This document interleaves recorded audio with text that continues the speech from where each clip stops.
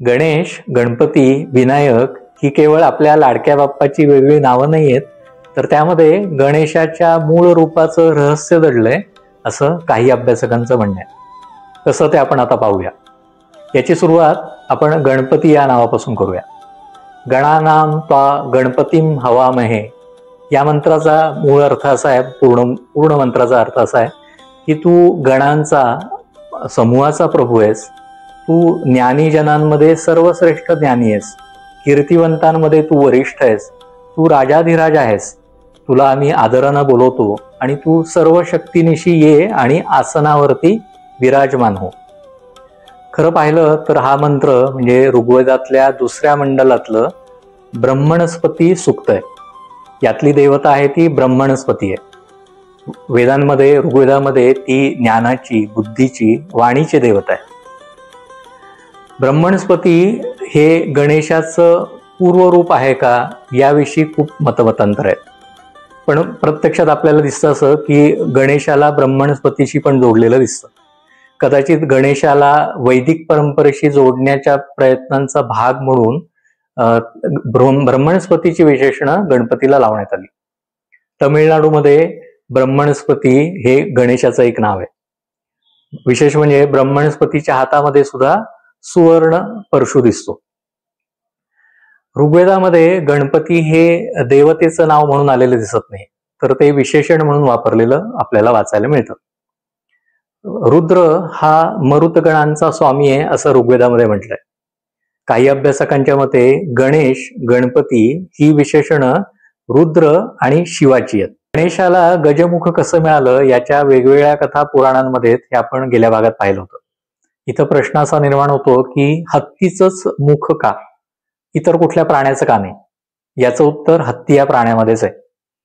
ऋग्वेदामध्ये पैद्व या नावाच्या या प्राण्याचा उल्लेख येतो. तो अत्यंत चपळ आणि शक्तिशाली प्राणी आहे. हा प्राणी म्हणजे हत्ती असावा असं मधुकर ढवळीकर यांचं मत आहे. भारताच्या वायव्य भागामध्ये, काबूल परिसरामध्ये इसवी सनापूर्वी 4थ्या शतकापासून हत्तीचं पूजन केलं जायचं असे पुरावे आपल्याला सापडतात. इंडो ग्रीक राजांच्या नाण्यांवरती राजांच्या डोक्यावरती गजमुखाचं किंवा नाण्यांच्या एका बाजूला गजमुखाचं अंकन दिसतं. कपिशा, हस्तिनापूर, पुष्करावती, वारणावर्त किंवा वारणावती या नगरांच्या नावावरून हत्तीचं महत्व अधोरेखित होतं.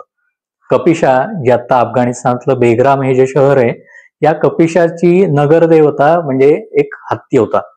त्याचं नाव पिलुशार असं होतं. दक्षिणेमध्ये गणपतीला पिल्लैयार असं एक नाव आहे. पिलुशार या नावावरून पिल्लैयार हे नाव तयार झालं असावं असं ढवळीकरांचं मत आहे.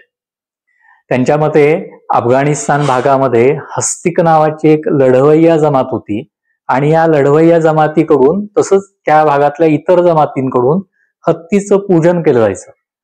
याला ॲनिमल टोटेम असं म्हणतात. या ॲनिमल टोटेमचं म्हणजे एका प्राण्याचं पूजन करता करता नंतर गणेशाला गजमुख मिळालं आणि त्याचं गजमुख गणेश म्हणून पूजन सुरू झालं.